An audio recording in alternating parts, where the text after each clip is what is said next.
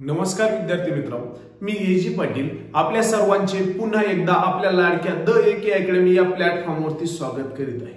तर विद्यार्थी मित्रांनो, आतापर्यंत आपण पोलीस भरती सराव पेपर या कोर्स मध्ये जवळपास 4 पेपर तिथे पूर्ण केलेले आहेत। आजचा आपला जो पेपर आहे तो 5वा पेपरचं स्पष्टीकरण आपण बघणार आहोत। त्याआधी सर्वांना सांगायचं आहे की जर व्हिडिओ आवडत असेल तर नक्कीच लाईक करा आणि त्यानंतर आम्हाला फीडबॅक नक्कीच कळवा। तर चला मग वेळ वाया न घालता आपण आपल्या आजच्या पेपरच्या पहिल्या प्रश्नाला सुरुवात करूया। तर विद्यार्थी मित्रांनो, पहिलाच क्वेश्चन आहे योग्य जोड्या जुळवा। आता पोलीस भरतीसाठी हा क्वेश्चन कॉमन झालाय, खूप पेपरला क्वेश्चन पडलाय जोड्या जुळवण्यासाठी। तर विद्यार्थी मित्रांनो, हा बघूयात नेमकं कसला आहे। भूगोलचा क्वेश्चन दिसतोय, एका बाजूला जिल्हे दिले आणि एका बाजूला त्यांची ओळख दिली।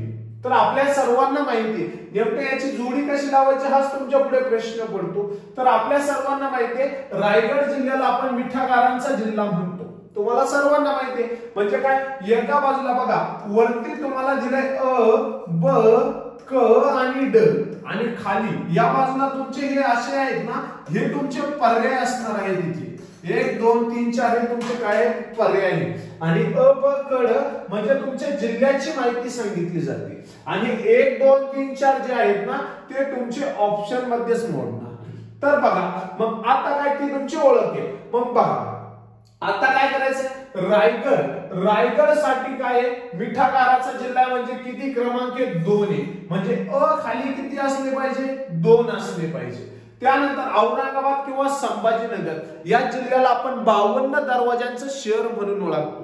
मग ते औरंगाबाद काय आहे 52 दरवाजांचं शहर आहे, मग ब खाली किती असला पाहिजे 1 नंबर असला पाहिजे। त्यानंतर कोल्हापूरला ऐतिहासिक राजधानी म्हणून ओळखतो, लाल मातीचा जिल्हा म्हणून आपण काय करतो ओळखतो। चित्रपट नगरी म्हणून सुद्धा कोल्हापूरला आपण ओळखतो, म्हणजे क खाली किती असले पाहिजे 4 आणि सिंधुदुर्ग जिल्ह्याला आपण भारतातील पर्यटनाचा जिल्हा म्हणून ओळखतो, म्हणजे ड खाली किती असलं पाहिजे 3। अशा पद्धतीने जिथे अ खाली 2 असेल ते आपलं उत्तर आहे। हे बघा इथे अ च थोडं तिकडे गेले, अ खाली किती आहे 2 आहे पहिलं, म्हणजे आपलं ऑप्शन किती इथे 4 नंबरचं 2 1 3 4 2 1 3 4 हे आपलं काय आहे योग्य उत्तर आहे। त्यानंतर दुसरा क्वेश्चन सुद्धा मी जोड्या लावायचा टाकलाय, थोडी हाय लेवलची क्वेश्चन पेपर आहे। मी तुम्हाला मागे पण सांगितलं होतं आपण स्लो लेवल म्हणजे काय एकदम इझी कडून हाय कडे जाणार आहोत। तर मित्रांनो, दुसरा क्वेश्चन काय बघूया, योग्य जोड्या जुळवा। एका बाजूला राज्य दिले, दुसऱ्या बाजूला राजधानी दिले। मी तुम्हाला खूप वेळेस सांगितलंय आपल्याला पोलीस भरती म्हणू नका, सरळ सेवा म्हणू नका, कोणत्याही स्पर्धा परीक्षेची तयारी करत असताना आपल्याला राज्यांची राजधानी पाठ असलं पाहिजे, प्रत्येक राज्याचं नृत्य आपलं पाठ असलं पाहिजे, त्यानंतरला प्रत्येक राज्याचे मुख्यमंत्री राज्यपाल आपले पाठ असले पाहिजे। तर बघूयात मग काय म्हटलंय मणिपूर। आता मणिपूर पहा, मग अ ब क ड टाकून घेतलंय अ ब क आणि ड। मणिपूरची राजधानी इम्फाल सगळ्यांना माहिती, म्हणजे अ खाली किती असायला पाहिजे 4। त्यानंतर त्रिपुराची राजधानी अगरतळा, म्हणजे ब खाली किती असले पाहिजे 3। झारखंडची राजधानी रांची, म्हणजे काय 2 आणि ओडिसाची भुवनेश्वर, म्हणजे काय 4 3 2 1। ऑप्शन नंबर 3 हे आपलं काय आहे उत्तर आहे। सोपा क्वेश्चन होता। त्यानंतरला भारतातील सर्वात मोठा केंद्रशासित प्रदेश कोणता आहे। तर विद्यार्थी मित्रांनो, भारतातील सर्वात मोठा केंद्रशासित प्रदेश म्हणून आपण लडाख या केंद्रशासित प्रदेशाला काय करतो ओळखतो। भारतामध्ये एकूण 28 राज्य आणि 8 केंद्रशासित प्रदेश आहेत। भारत या देशाचं क्षेत्रफळ आहे 32,87,263 चौरस किमी।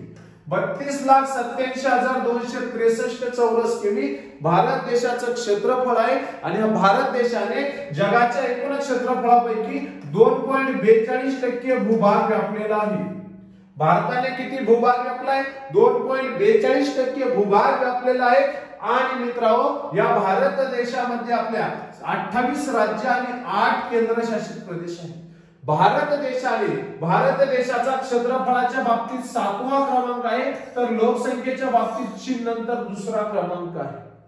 तर भारतातील सर्वात मोठे क्षेत्रफळाने राज्य राजस्थान आहे, तर सर्वात छोटे क्षेत्रफळाने राज्य गोवा आहे।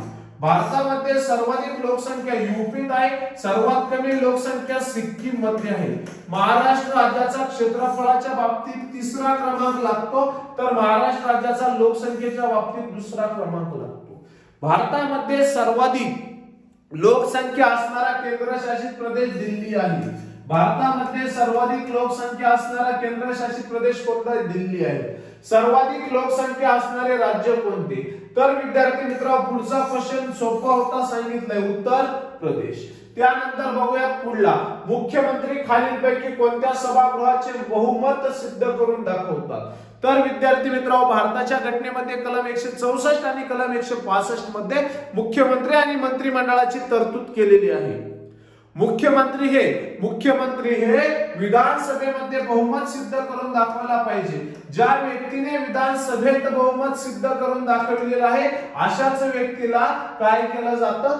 मुख्यमंत्री म्हणून घोषित केलं जातं। तर विद्यार्थी मित्रांनो, आपली जी महाराष्ट्र राज्याची शासन व्यवस्था आहे, ही महाराष्ट्र राज्याची शासन व्यवस्था विधानमंडळ स्वरूपाची आहे। काय? विधिमंडळ स्वरूपाची आहे। आणि ही विधिमंडळाची दोन सभागृह आहे महाराष्ट्रामध्ये, एक म्हणजे विधानसभा आणि दुसरं म्हणजे काय?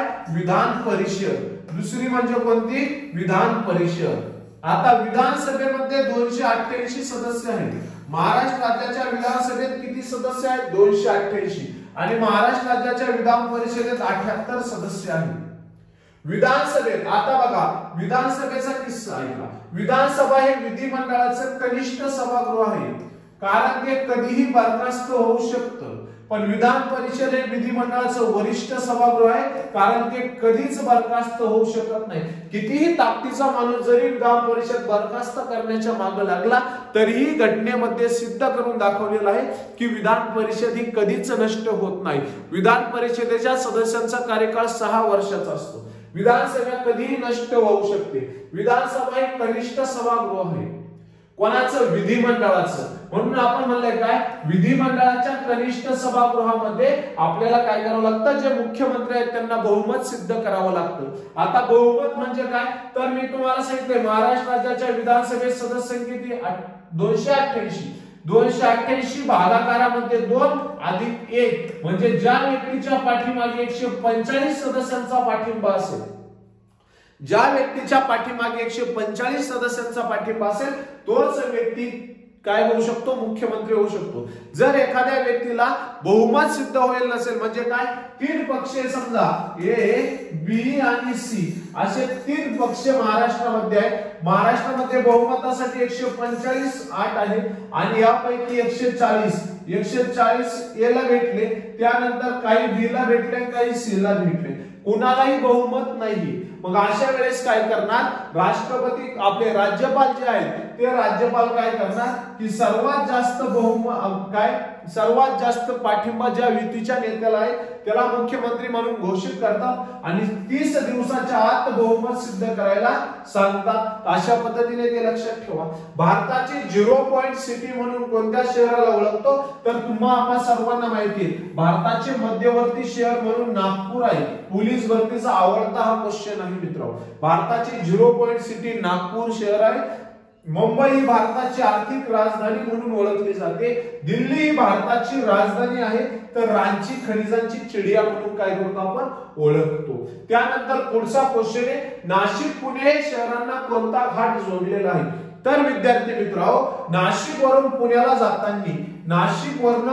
जाताना जो नॅशनल हायवे आहे, नाशिक पुणे जो नॅशनल हायवे आहे त्याला आपण क्रमांक दिलेला आहे 50। नवीन क्रमांक आहे त्याचा 60। या महामार्गाची, नाशिक वरून पुण्याला जाणाऱ्या महामार्गाची एकूण लांबी 182 किलोमीटर आहे। त्यानंतरला नाशिक वरून शिन्नरला, शिन्नर वरून संगमनेरला आल्यानंतर संगमनेर वरून जेव्हा घारगावला जातो हा रस्ता, तेव्हा संगमनेर आणि घारगावच्या मध्ये या रस्त्यावरती अहमदनगर जिल्ह्यामध्ये एक घाट आहे। त्या घाटाचं नाव आहे चंदनापुरी घाट। हा चंदनापुरी घाट नाशिक आणि पुणे या 2 शहरांना रस्त्याला जोडला जातो। त्यानंतरला विद्यार्थी मित्रांनो पुढला एकदम एमपीएससी टाइप क्वेश्चन आहे. काय अयोग्य विधान ओळखा. अयोग्य विधान ओळखा म्हणजे काय, चुकीचे विधान ओळखा. काय चुकीचे विधान ओळखा. बघूयात काय सांगितलंय. राज्यपाल व राष्ट्रपती यांच्या पदासाठी 35 वर्ष वय पूर्ण असावं, म्हणजे वयावर सांगितलेलं आहे.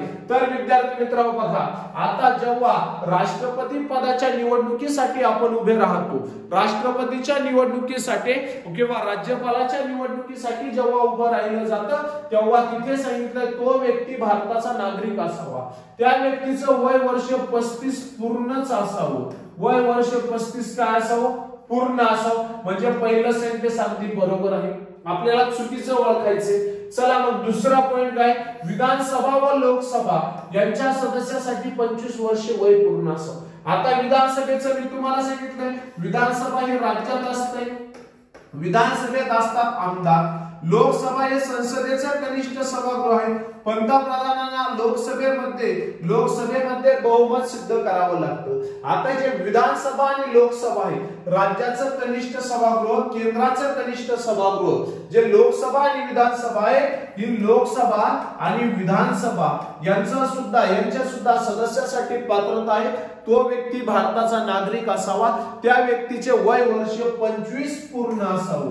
वय वर्ष किती पूर्ण असावे, 25. त्यानंतरला तिसरा सेंटेन्स म्हणजे हा पण बरोबर आहे.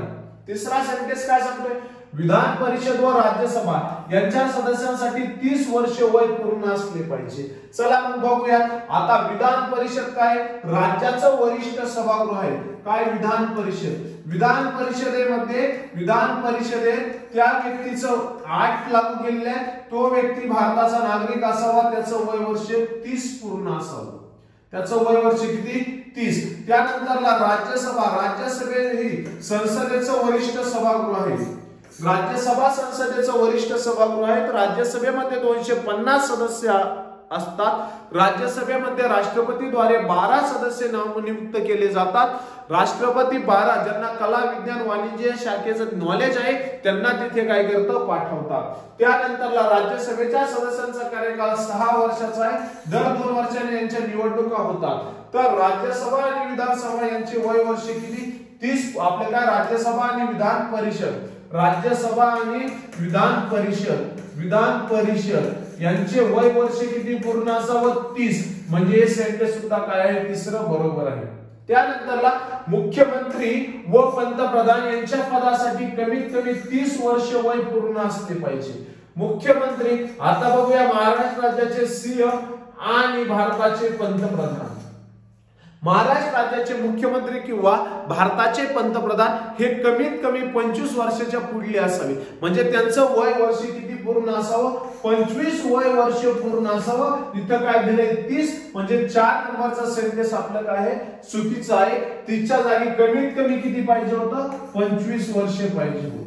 जर मुख्यमंत्री विधान परिषदेतून सदस्य बनलेले असेल, जर मुख्यमंत्री विधान परिषदेचे सदस्य असेल तर त्यांचं वय वर्ष 30 पूर्ण असावं. आणि जर पंतप्रधान हे राज्यसभेचे सदस्य असेल तर त्यांचं वय वर्ष किती, 30 असावं. पण कमीत कमी त्यांचं वय वर्ष किती पूर्ण असलं पाहिजे, 25. एकदम सोपा क्वेश्चन होता. मानवी शरीरातील सर्वात मोठी ग्रंथी म्हणून आपण यकृत ह्या ग्रंथीला ओळखतो.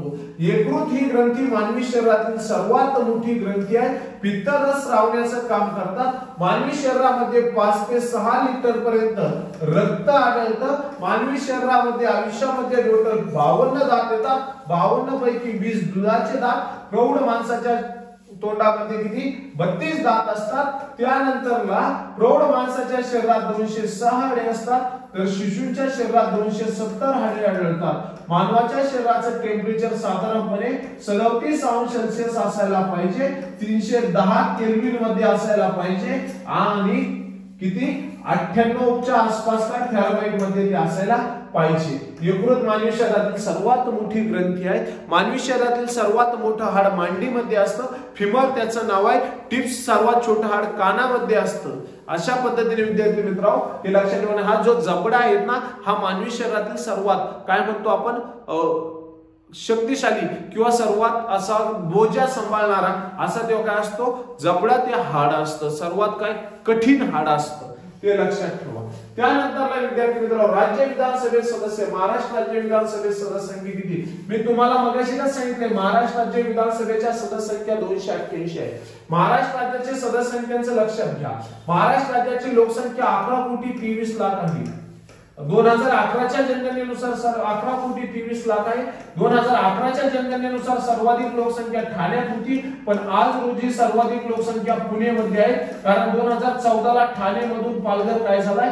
वेगळा झालेला आहे. म्हणजे 2014 मध्ये सर्वाधिक लोकसंख्या कुठे आढळतात? पुण्यामध्ये. त्यानंतर दुसरा पॉइंट, महाराष्ट्रामध्ये लोकसंख्येच्या बाबतीत विचारलं तर महाराष्ट्रामध्ये सर्वाधिक अनुसूचित जातीचे म्हणजे एससी कॅटेगरीचे लोक आढळतात पुण्यामध्ये, आणि महाराष्ट्रात सर्वाधिक अनुसूचित जमाती म्हणजे एसटी कॅटेगरीची लोकसंख्या आढळते नाशिकमध्ये. महाराष्ट्रातील 100% आदिवासींचा जिल्हा नंदुरबार आहे.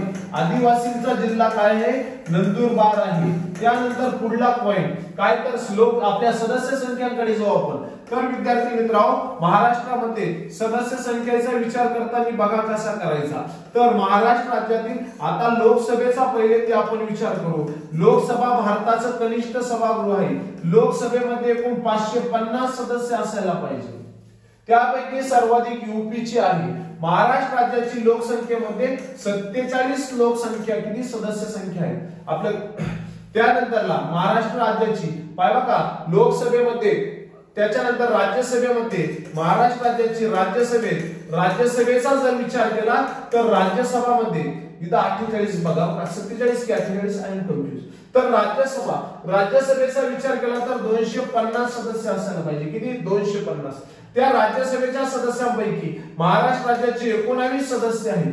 त्यानंतरला महाराष्ट्राच्या विधानसभेत 288 सदस्य आहेत, तर महाराष्ट्राच्या विधान परिषदेत 78 सदस्य आहेत. महाराष्ट्र राज्यामध्ये ग्रामपंचायत मध्ये कमीत कमी 7 ते 17 सदस्य असू शकतात. ग्रामपंचायत मध्ये कमीत कमी 7 ते 17 सदस्य असू शकतात.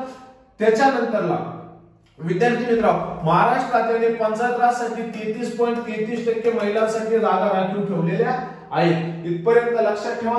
त्यानंतर पुढला क्वेश्चन आहे, भारताच्या क्षेत्रफळाच्या दृष्टीने सर्वात मोठे राज्य कोणते? मगाशी का सांगितले, राजस्थान सर्वाधिक क्षेत्रफळ असणारे 1 नंबरचं, मध्य प्रदेश क्षेत्रफळाने दुसरं आणि महाराष्ट्र क्षेत्रफळाने तिसरं राज्य आहे. महाराष्ट्र राज्याचा क्षेत्रफळाच्या बाबतीत तिसरा क्रमांक लागतो, तर राजस्थानचा पहिला क्रमांक लागतो. सर्वात कमी क्षेत्रफळ असणारं राज्य गोवा आहे. सर्वाधिक लोकसंख्या उत्तर प्रदेशात, तर सर्वात कमी लोकसंख्या कुठे आहे? सिक्कीम मध्ये आहे. मगाशी तुम्हाला हे सर्व सांगितलेलं आहे. त्यानंतरला भारतातील सर्वात तरुण पर्वतरांग कोणती? तर विद्यार्थी मित्रांनो, भारताचे जो आपण काय सौंदर्य जिथं दडलेलं आहे त्याला आपण म्हणतो हिमालय पर्वत. हिमालय पर्वताची सुरुवात झाली खैबर खिंडीपासून महाराष्ट्राच्या उत्तर तटापासून, तर पूर्वेकडे डायरेक्ट बंगालच्या उपसागरात अंदमान निकोबार बेट त्यांनी तयार केलेला आहे. ते अशी सह्याद्री पर्वत आहे. आपल्याकडे हिमालय पर्वत आहे. काय? सह्याद्री नाही, हिमालय. सह्याद्री पर्वत महाराष्ट्राचा कणा आहे. ही हिमालय पर्वत भारताचा कणा आहे. हिमालय आहे. कुठून सुरुवात झाली? खैबर खिंडीपासून, तर शेवट कुठे झालाय? अंदमान निकोबार बेटापाशी. तर विद्यार्थी मित्रांनो, हिला म्हणतात हिमोद्री हिमालय, बाह्य हिमालय. याला म्हणतात काय? मध्य हिमालय. याला म्हणतात शिवलिक हिमालय. अशी जवळपास 2500 किलोमीटर लांबीची ही हिमालय पर्वत आहे. या हिमालय पर्वतातील सर्वात उंच शिखर म्हणून आपण, जगातील सर्वात उंच शिखर म्हणून आपण ओळखतो, त्याचं नाव आहे सागर माथा. त्यालाच म्हणतात काय? Mount Everest. त्यालाच म्हणतात काय? स्वर्गातला भाला. त्यालाच म्हणतात देवगिरी. त्यालाच काय म्हणतात? देवगिरी. अशा पद्धतीने हा पूर्वी याची उंची होती 8846 मीटर. त्यानंतर काही दिवसांनी मोजली, त्याची उंची झाली 8848 मीटर. आज रोजी असं म्हटलं जातं त्याची उंची 8850 मीटर. आणि नेपाळच्या लोकांचं म्हणणं आहे, तर नेपाळमध्ये नेपाळच्या लोकांचं म्हणणं आहे की याची उंची 8856 मीटर आहे, असू शकते. म्हणजे या शिखराची उंची काय होत चालली? वाढत चालली. आणि ज्याची उंची वाढते त्याला आपण म्हणतो तरुण, आणि यंग म्हणून हिमालय पर्वत काय आहे? तरुण आहे. हिमालय पर्वताचं भारतातील सर्वात उंच शिखर कांचनजंगा आहे. कांचनजंगा हिमालय पर्वतातलं म्हणून राहिलो, नीट ऐका रे. हिमालय पर्वतातलं भारतातील सर्वात उंच शिखर कांचनजंगा आहे. 8598 मीटर त्याची उंची आहे, ते सिक्कीम मध्ये आहे. भारतातील सर्वात उंच शिखर K2 म्हणजे गॉडविन ऑस्टिन आहे, त्याची 8611 मीटर उंची आहे. ते आता सध्या POK मध्ये आहे. लोकांचं असलं तरी आपलंच म्हणायचं फक्त शिखर POK मध्ये आहे. तर भारतातलं सर्वात उंच K2, तर महाराष्ट्रातलं सर्वात उंच कळसुबाई आहे. याचं उत्तर काय होतं? हिमालय पर्वत. लोकलेखा समिती राज्यसभेतून नियुक्त केलेल्या सदस्य संख्या किती आहे? तर विद्यार्थी मित्रांनो, एकदम भारी क्वेश्चन आहे, खूप वेळेस विचारलाय पोलीस भरतीला. तर बघा, लोकलेखा समितीचं म्हणायचं म्हटलं तर भारताच्या घटनेमध्ये लोकलेखा समितीची तरतूद आहे. तर विद्यार्थी मित्रांनो, लोकलेखा समितीची निर्मिती झाली 1921 मध्ये. 1919 च्या मॅन्टेग्यू ट्रान्सफर सुधारणा कायद्यानुसार लोकलेखा समितीची स्थापना 1921 मध्ये झाली आहे. लोकलेखा समितीमध्ये एकूण 25 सदस्य कार्य करतात. लोकलेखा समितीत एकूण किती सदस्य कार्य करतात? 22 सदस्य कार्य करतात. किती सदस्य कार्य करतात? 22 सदस्य कार्य करतात. लोकलेखा समितीत एकूण सदस्य किती? 22. 22 सदस्यांपैकी 15 सदस्य हे राज्यसभेत आपल्या लोकसभेतून आलेले असतात. लोकसभेचे 15 सदस्य, तर राज्यसभेचे 7 सदस्य आहेत. राज्यसभेचे किती आहेत? 7 सदस्य. राज्यसभेचे 7 सदस्य आहेत. कॅग आपले जे आहेत ऑडिटर जनरल, जे ऑडिट करतात भारताचं, त्याला आपण कॅग म्हणतो. ते याचं काय म्हटलं जातं? कानवट डोळा म्हणून ओळखलं जातं. सूरजगड लोकखान कोणत्या जिल्ह्यात आहे? गडचिरोली जिल्ह्यात आहे. गडचिरोली जिल्ह्याला आपण वनांचा जिल्हा म्हणतो. धुळे जिल्ह्याला आपण दह्यात तुपाचा जिल्हा म्हणतो. नागपूरला विदर्भाची राजधानी, भारताचे मध्यवर्ती शहर म्हणून ओळखतात. चंद्रपूर घुगुसवाडा येथे कोळशाची मस्त खाण आहे. अशा पद्धतीने लक्षात ठेवा, याचं उत्तर गडचिरोली होतं. सध्या भारताच्या राज्यसभेचे अध्यक्ष कोण आहे? सध्या भारताच्या राज्यसभेचे काय मस्त क्वेश्चन. तर विद्यार्थी मित्रांनो, भारताच्या घटनेच्या कलम 64 मध्ये आणि कलम 84 मध्ये, कलम 64 आणि 84 मध्ये तरतूद केलेली आहे की राज्यसभेचे पदसिद्ध अध्यक्ष, राज्यसभा म्हणजे संसदेचं वरिष्ठ सभागृह, ते कधी नष्ट होत नाही. त्याचे 250 सदस्य कार्य करतात. 250 पैकी 19 महाराष्ट्राचे आहे, 31 UP आहे. तर विद्यार्थी मित्रांनो, त्या सदस्यांचा कार्यकाळ 6 वर्षाचा आहे. राज्यसभा हे संसदेचं वरिष्ठ सभागृह असून कलम 64 आणि 84 मध्ये तरतूद केलेली आहे की राज्यसभेचे पदसिद्ध सभापती म्हणून आपण उपराष्ट्रपतींना ओळखतो, व्हाईस प्रेसिडेंट यांना ओळखतो, उपराष्ट्रपतींना ओळखतो. आणि आताच्या सध्याचे भारताचे जे 15वे उपराष्ट्रपती आहेत त्यांचं नाव आहे जगदीप धनखड. जगदीप धनखड हे राज्यसभेचे काय सध्याचे सभापती आहेत. जगदीप धनखड म्हणजे इथं काय यापैकी एकही नाही. अहमद अन्सारी म्हटलं ते येणार नाही. व्यंकय्या नायडू हे जुने होते. सुमित्रा महाजन या लोकसभेचे अध्यक्ष होते. त्याच्यामुळे विद्यार्थी मित्रांनो, यापैकी एकही नाही. 15व्या वित्त आयोगाचा कालावधी कोणता असेल? तर विद्यार्थी मित्रांनो, 15व्या वित्त आयोगाचा कालावधी 2020 ते 2025 हा 15व्या वित्त आयोगाचा कालावधी आहे. वित्त आयोगाची स्थापना 50 मध्ये. वित्त आयोगाचे सध्याचे अध्यक्ष नरेंद्र मोदी आहे. पहिले अध्यक्ष पंडित जवाहरलाल नेहरू होते. वित्त आयोगाचे अध्यक्ष कंपल्सरी पंतप्रधान असतात, तर सदस्य प्रत्येक राज्याचे मुख्यमंत्री असतात. अहमदनगर शहराची स्थापना कोणी केलेली आहे? तर विद्यार्थी मित्रांनो, अहमदशाह निजाम याने 1498 मध्ये अहमदनगरची स्थापना केलेली आहे. तर अहमदनगरची निजामशाही होती, परंतु ही निजामशाही अहमदनगरला येण्याच्या आधी ती होती जुन्नरला. जुन्नर मधून ती अहमदनगरला ट्रान्सफर झाली. जुन्नर मधून पुढे झाली अहमदनगर येथे ट्रान्सफर झाली. आणि अहमदनगर आल्यानंतर अहमदशाह निजामने ते अहमदनगर शहराची स्थापना केली. म्हणून म्हणतात अहमद याचं नगर म्हणजे अहमदनगर. आणि चांद बीबी जर म्हटलं तर चांद बीबीने अहमदनगरचा किल्ला जिंकला होता. औरंगजेबचा अहमदनगर मध्ये बहादूरगडावर मृत्यू झालेला आहे. औरंगजेबचा अहमदनगर मध्ये काय झाला? मृत्यू झाला. औरंगजेबची कबर ही संभाजीनगर औरंगाबाद या शहराच्या नजदीक आहे. खेडचे युद्ध कोणत्या वर्षी झाले?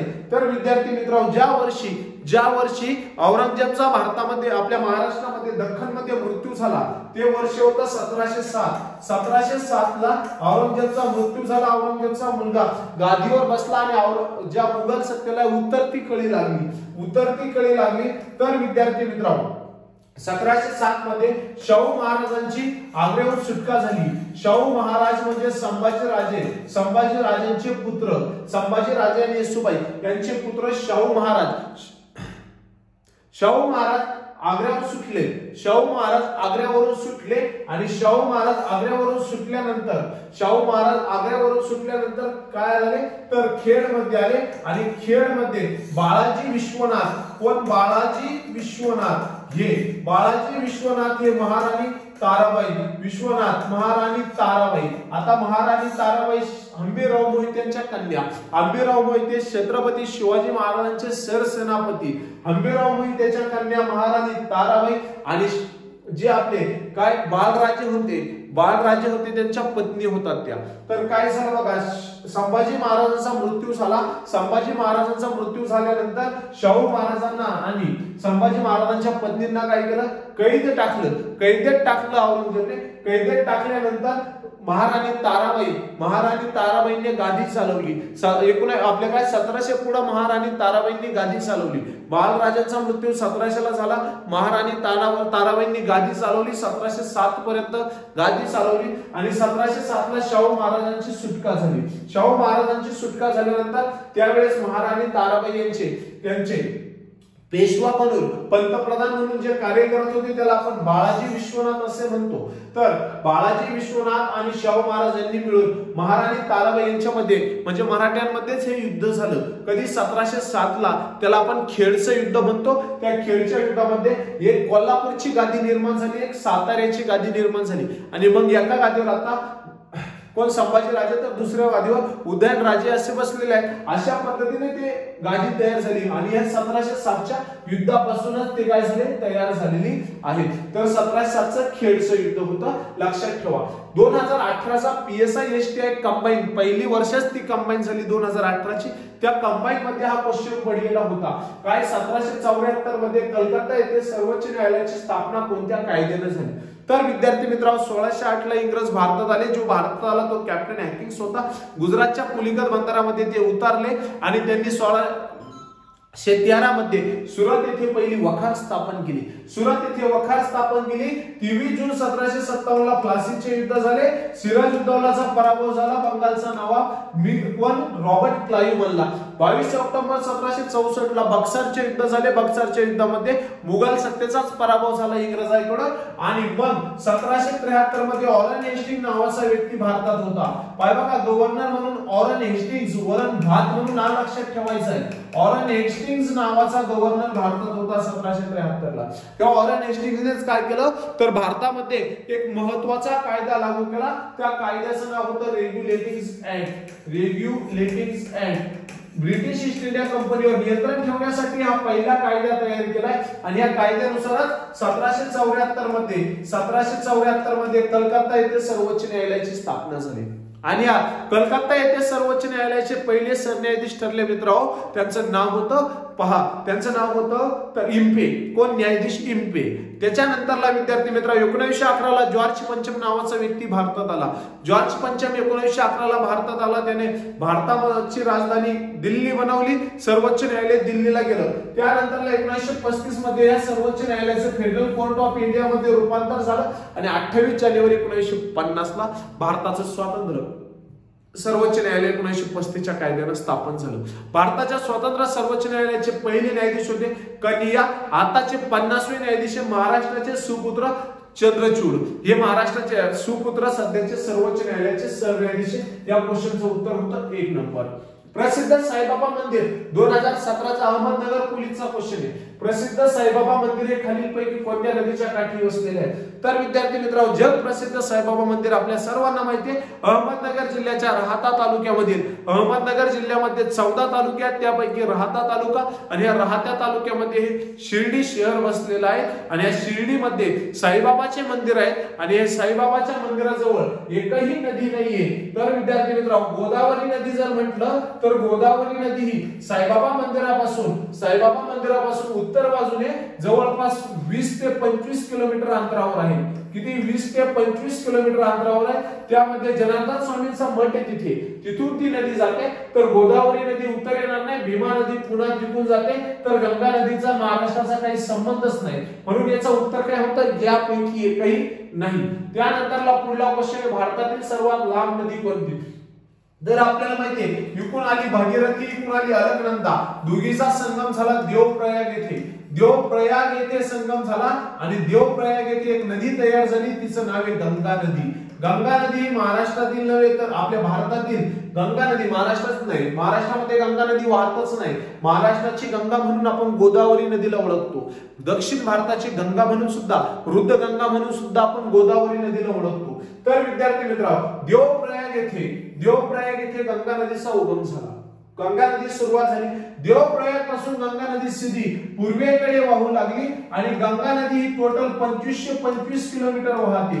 2525 किलोमीटर वाहते. महत्वाचे पटना सारखे महत्वाचे शहर तिच्यावर वसलेले आहे. इथून तिला एक वितरिका तयार झाली, तिचं नाव आहे हुगळी. त्यानंतरला विद्यार्थी मित्रांनो, ही गंगा नदी इकडे गेली, इकडून तिला ब्रह्मपुत्र एक नदी येऊन भेटली आणि गंगा आणि ब्रह्मपुत्रा नदीचा संगम ज्या भागात झाला त्या भागाला आपण सुंदरबन बेट म्हणून ओळखतो.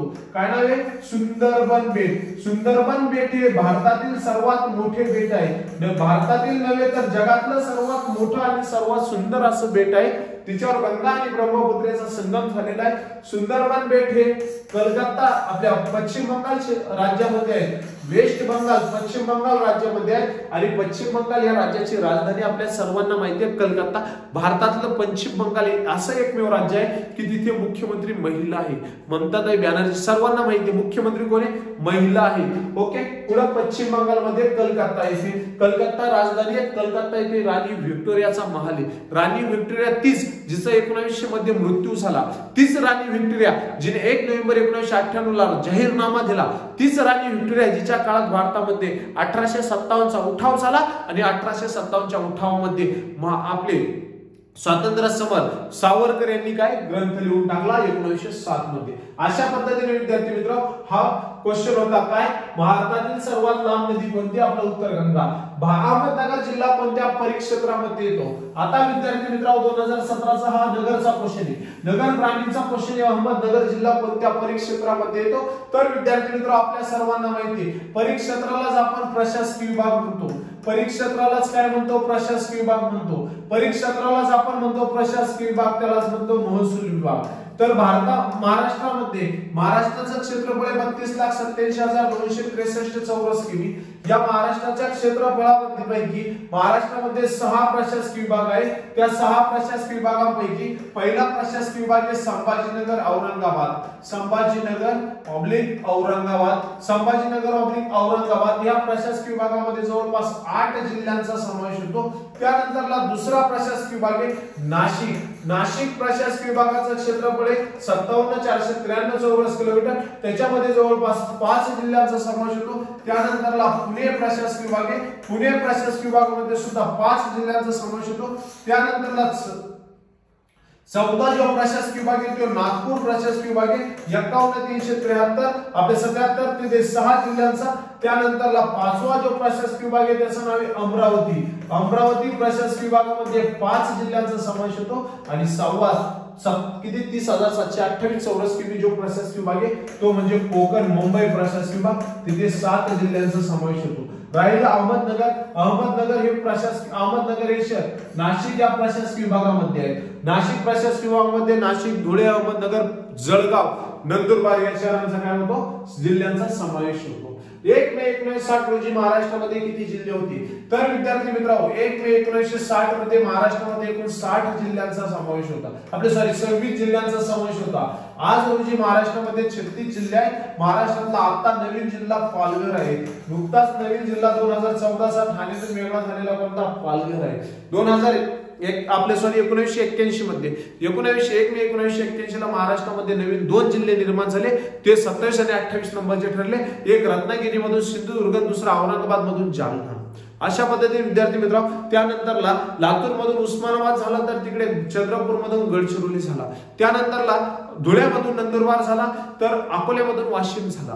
त्यानंतरला त्याच्याच पुढे भंडाऱ्यामधून गोंदिया झाला, तर परत खाली हिंगोलीमधून परभणी झालं आणि त्याच्यानंतरला विद्यार्थी मित्रांनो हा पालघर जिल्हा. अशा पद्धतीने महाराष्ट्रामध्ये नवीन 10 जिल्हे निर्माण झाले. बृहमुंबई सुद्धा मुंबई 1980 मध्ये 90 मध्ये बृहमुंबईचं नाव बदलून मुंबई शहर आणि मुंबई उपनगर केलं. पवार मुख्यमंत्री होते तेव्हा शरद पवार पुलत सरकारचं होतं. 10 नवीन जिल्हे आहेत. भारतात येणारा पहिला भारतीय वास्को दी गामा, लय वेळेस क्वेश्चन विचारलाय, हा खालीलपैकी कोणत्या देशातला होता? तर विद्यार्थी मित्रांनो आपल्या सर्वांना माहिती आहे भारतावर 350 पेक्षा जास्त वर्ष राज्य इंग्रजांनी केलेलं आहे.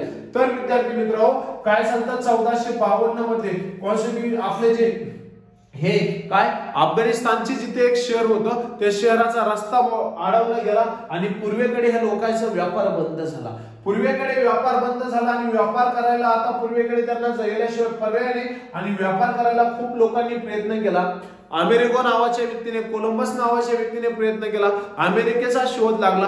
त्यानंतरला 1498 मध्ये 21 मे 1498 मध्ये भारतामध्ये समुद्रमार्गे ज्याने भारताचा शोध लावला तो वास्को दी गामा हा पोर्तुगीज या देशाचा होता. कुठला होता? पोर्तुगल या देशाचा होता. पोर्तुगीज कुठं तो केरळमध्ये कालिकत बंदरात उतरला. राजा झामोरींनी त्याचं स्वागत केलं आणि त्याने भारतावर राज्य करायला सुरुवात केली. पहिल्यांदा आले पोर्तुगीज, नंतर आले डच. पोर्तुगीज आले 1498 ला, डच आले 1602 ला. इंग्रज आले पोराओ, पाय बघा PDEF, इंग्रज आले पोराओ 1608 ला. त्याच्यानंतरला हॉलंडचे आले, ते आले 1616 ला आणि मग फ्रेंच ईस्ट इंडिया कंपनी आली पोराओ कधी 1653 ला. सर्वात प्रथम हे गेले, त्याच्यानंतरला डच गेले, त्याच्यानंतरला फ्रेंच गेले, त्याच्यानंतरला पोर्तुगीजांनी गोवा मुक्त केला 1954 च्या आसपास आणि त्याच्यानंतरला आधी 47 ला इंग्रज गेले. म्हणजे काय 1947 ला इंग्रज गेले, 1954 ला दादर नगर हवेली मोकळी झाली, 1961 ला गोवा मुक्त केलेला आहे त्यांनी. मग सर्वात पहिल्यांदा आले पोर्तुगीज, सर्वात शेवटी सुद्धा कोण गेले? पोर्तुगीजच गेले. ओके, अशा पद्धतीने लक्षात ठेवा. महाराष्ट्र राज्याच्या अनुक्रमे पश्चिम पूर्व आपलं काय पूर्व पश्चिम व उत्तर दक्षिण लांबी सांगा. आता विद्यार्थी मित्रांनो हा महाराष्ट्र राज्याचा नकाशा आहे असं गृहीत धरा. ओके, मी चित्रकलेत पहिली नापास होतो, तुम्हाला सर्वांना माहिती. ओके, चित्र आपल्याला काही एवढं जमत नाही. तर विद्यार्थी मित्रांनो हा महाराष्ट्र राज्याचा नकाशा आहे. महाराष्ट्र राज्याचा हा नकाशा आहे. यो महाराष्ट्र राज्याचा नकाशा 307,713 चौरस किलोमीटरचा आहे. 307,713 चौरस किलोमीटरचा आहे. ही पूर्व दिशा आहे तर ही पश्चिम दिशा आहे. ही दक्षिण दिशा आहे तर ही उत्तर दिशा आहे. तर महाराष्ट्र राज्याची पूर्व पश्चिम लांबी पुराव 800 किलोमीटर आहे. महाराष्ट्र राज्याची पूर्व पश्चिम लांबी 800 किलोमीटर तर ही उत्तर दक्षिण लांबी 700 किलोमीटर आहे. लक्षात ठेवा. महाराष्ट्र पठार यो सह्याद्री पर्वत आहे, यो कोकण, तर हा इकडचा महाराष्ट्र पठार आहे. महाराष्ट्र पठाराची पूर्व पश्चिम लांबी 750 किमी. 2019 चा एमपीएससी चा क्वेश्चन 750. सीधा काय उत्तर आहे? 700 व 700 किमी, ऑप्शन नंबर 3. त्यानंतरला विद्यार्थी मित्रांनो भारताचे 25 मुख्य निवडणूक आयुक्त म्हणून खालीलपैकी कुणाची नियुक्ती करण्यात आली? 2019 चा तुम्हाला मुंबई पोलीसचा क्वेश्चन आठवत असेल. मुंबई पोलीस मध्ये विचारलं होतं खालीलपैकी कोणत्या कलमामध्ये निवडणूक आयोगाची तरतूद करण्यात आलेली आहे? तर विद्यार्थी मित्रांनो कलम 324 मध्ये निवडणूक आयोगाची तरतूद करण्यात आलेली आहे. भारताचे पहिले निवडणूक आयोग सुकुमार सेन होते. आताच्या सध्याचे निवडणूक आयोग कोण? सुनील अरोरा. ओके, तर लक्षात ठेवा सुनील अरोरा. महाराष्ट्रामध्ये किती प्रशासकीय विभाग आहेत? मगाशी स्पष्ट करून सांगितलं महाराष्ट्रामध्ये 6 प्रशासकीय विभाग आहेत. आता विद्यार्थी मित्रांनो गणित आपलं सुरू होत आहे, तर चला बघूया. पहिलं गणित काय सांगते? 62-72 भागाकारामध्ये 8. 62-72 भागाकारामध्ये काय? 8. भरपूर वेळ चाललाय, चालू द्या, काय अडचण नाही. लेक्चर आवडत असेल तर नक्की फीडबॅक देत चला. तर विद्यार्थी मित्रांनो काय 62-72 भागाकारामध्ये किती? 8. चला 8 1 8 16 8 24 8 34 8 45 8 45 8 48 8 7 56 8 8 64. 8 8 किती होत्या? 64 होत आहे आणि इथे किती दिलंय? 62. चला मग बघूया. 8 7 56. 8 7 किती? 56. जिथे जिथे 7 ची सुरुवात होईल ते आपलं उत्तर आहे सगळी कळायची. चला 8 7 56 झाले, शिल्लक राहिले 6 67 झाले. 8 8 किती? 64. 8 8 झाले 64, राहिले 3, आता झाले 32. 8 8 16 832. 8 किती? 32. उत्तर होतं 784. एकदम सोपा क्वेश्चन होता. त्यानंतर पुढचा क्वेश्चन विद्यार्थी मित्रांनो 0.02 गुणाकारामध्ये 0.02 गुणाकारामध्ये किती? 30. आता अशा वेळेस काय करायचं बघा, जो पॉइंट आहे ना तो काढून टाकायचा. मग काय आलं? 2 आले आणि गुणाकारात किती? 30 आले. किती उत्तर आलं? बेत्रिक 60. 60 उत्तर आलं. आता मला सांगा पॉइंटच्या किती घर मागे शून्य होते? पॉइंटच्या किती घर मागे शून्य होते? आपले पॉइंटच्या किती मागे घर होती? पॉइंटच्या मागे किती घर होते ते मोजायचे. पॉइंटच्या मागे हा एक घर होतं, हे एक घर होतं. म्हणजे उत्तरामध्ये दोन घर सोडून आपल्याला पॉइंट द्यायचा. एक घर सोडलं, दुसरं घर सोडलं, पॉइंट दिला 0. उत्तर आलं 0.60. 0.60 हे आपलं काय उत्तर आहे. त्यानंतर पुढचा सोपा क्वेश्चन आहे. काय क्वेश्चन आहे? 0.1 अधिक मध्ये परत 0.1 आणि परत प्लस मध्ये 0.001. चला सोडूया. आता हे घर भरून घ्यायचे. हे घर भरून घ्यायचे. याची बेरीज 1 आली, याचे काय 0 आलं, इथे काय 2 बेरीज आली, इथं काय पॉइंट खाली पॉइंट 0. 0.201 आपलं इथे उत्तर आहे. 0.201 ऑप्शन नंबर 2. त्यानंतर पुढचा एकदम सोपा क्वेश्चन आहे. काय 99,999. 99,999 मायनस मध्ये 88,888. 88,888. 88,888 न काय उरलंय? 1 1 1 1 1 उरलाय. त्याच्यानंतर पुढे काय सांगितले बघूया. 1 1 1 उरलाय. किती? 11,111 आपली किंमत उरली. त्याच्यानंतर प्लस मध्ये सांगितले त्या उत्तराच्या 77555. आता चला 77555 यांची वजाबाकी करून घेऊ. 77,777 मायनस 55,555. काय शिल्लक राहिले? 2 2 2 2 2. आता हे 1 1 1 आणि त्यांची बेरीज किती? 2 2 22,222. काय 33,333 आपलं काय उत्तर आहे. 33,333 ऑप्शन राहिला इथे. ऑप्शन नंबर 3 33,333 आपलं काय आहे इथे उत्तर आहे. Option number 3. त्यानंतरला पुढला क्वेश्चन आहे. दोन बहिणींच्या वयाचे गुणोत्तर 4 7 असो. त्यांच्या वयाची बेरीज 55 वर्ष आहे. तर लहान बहिणीचे वय किती? एकदम सोपा क्वेश्चन आहे. अशा वेळेस काय करायचं? एकूण बेरीज, एकूण वयाची बेरीज भागाकारामध्ये प्रमाणांची बेरीज, प्रमाणांची बेरीज आपलं सूत्र. भागाकारामध्ये प्रमाणांची बेरीज, गुणाकारामध्ये जी व्यक्ती विचारली त्याचं प्रमाण, त्याचं प्रमाण, जी व्यक्ती विचारली त्याचं प्रमाण. चला एकूण प्रमाणांची एकूण बेरीज किती? वयाची 55. भागाकारामध्ये प्रमाणांची बेरीज किती? 11. गुणाकारामध्ये कोणाचं विचारलंय? सर्वात लहान म्हणजे किती? 4 नंबर. 11 5 55, 5 गुणाकारात 4 आलं किती उत्तर? 20 वर्ष. तर त्या लहान बहिणीचं वय किती आहे? 20 वर्ष आहे. त्यानंतरला GO बरोबर 4 BIG बरोबर 9. तर काय CROWN बरोबर काय? तर मला सांगा हे किती संख्या आहे? 2 अक्षर आहे. मग 2चा वर्ग किती आहे? 2चा वर्ग 4 आहे. वर्ग म्हणजे त्या संख्येचा त्या संख्येशी गुणाकार. बेदुनी किती? 4. त्यानंतर 3चा वर्ग किती आहे? 3 3 9.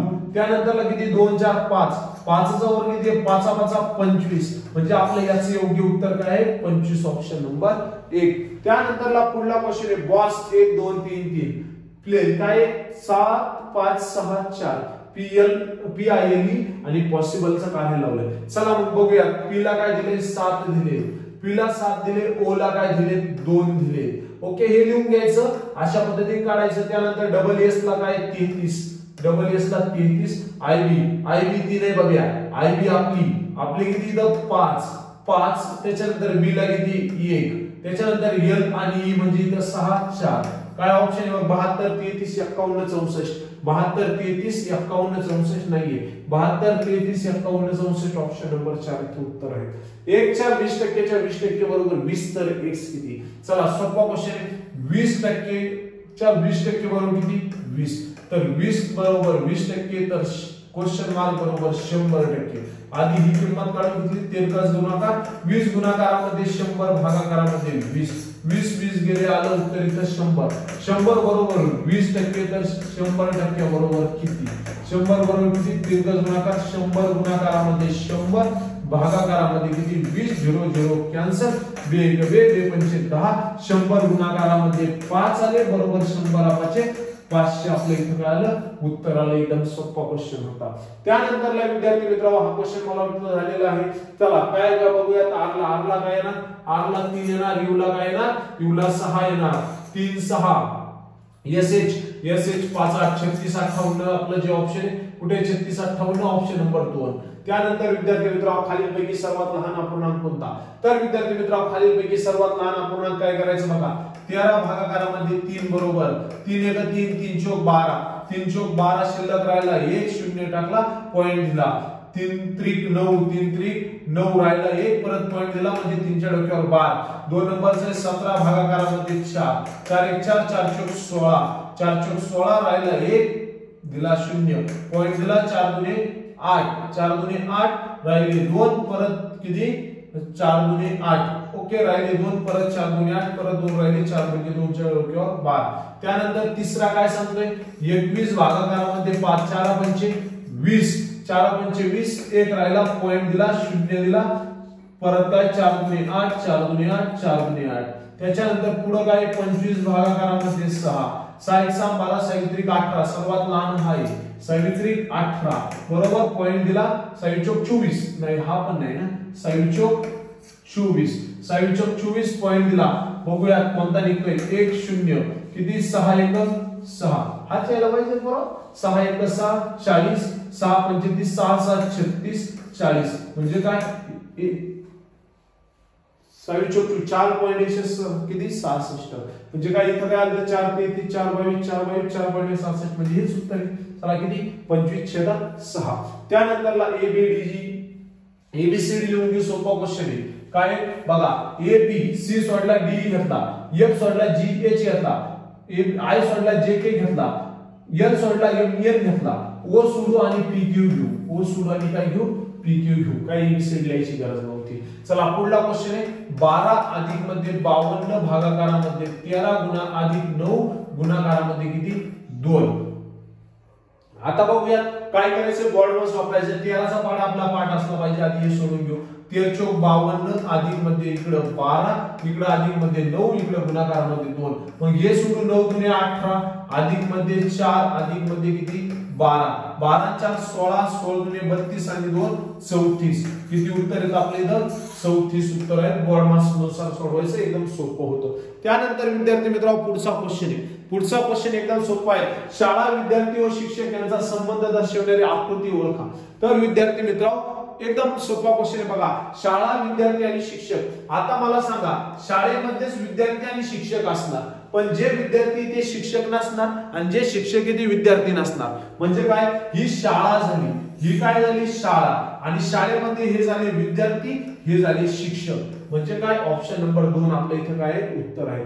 त्यानंतरला सोपा क्वेश्चन आहे काय 32 43 56 88 107 128, काय 23 32 43, काय बघा 23 32 43 56 क्वेश्चन मार्क 88 107 128, अशा पद्धतीने आपल्याला हे विचारलेलं आहे. ओके एकदम व्यवस्थित दिसतंय, काहीच अडचण नाही. ओके तर बघा 32 आणि 23 मध्ये कितीचा फरक आहे 9चा, इथे कितीचा फरक आहे 43 आणि 32 मध्ये, 43 आणि किती 32 मध्ये, राईट 43 आणि 32 एक, इथे राहिला 1, 11चा फरक आहे. म्हणजे इथे 11चा फरक आहे, इथे 12 13चा फरक निघतोय, मग तेथे 15चा फरक पाहिजे. म्हणजे विषम संख्यांचा फरक आहे 56 अधिक मध्ये 15, 11 हात चला गेला 1 7 71, उत्तर किती 71, ऑप्शन नंबर 1. ओके विषम संख्यांचा फरक निघाला 9 11 13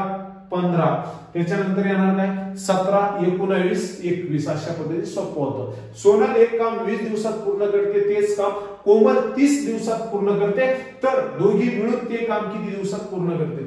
सोनल एक काम 20 दिवसात पूर्ण करते, कोमल तेच काम किती दिवसात पूर्ण करते 30 दिवसात पूर्ण करते. भागाकारामध्ये 20 अधिक 30, म्हणजे याचं सूत्र काय, ये व्यक्ती म्हणजे पहिली व्यक्ती गुणाकारात दुसरी व्यक्ती चे काम म्हणजे दिवस, किती दिवस तिने काम केलं, भागाकारामध्ये पहिली व्यक्ती अधिक दुसऱ्या व्यक्तीचे काम.